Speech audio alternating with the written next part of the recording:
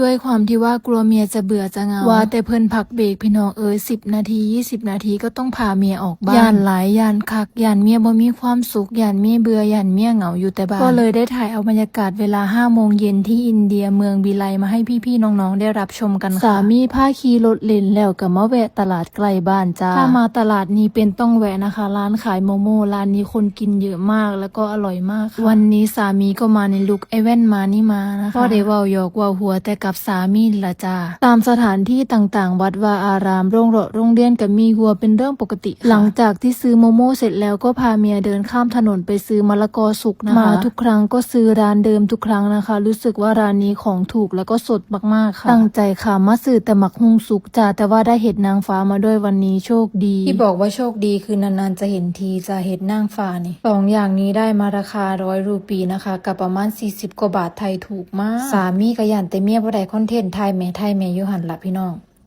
Please subscribe นะคะ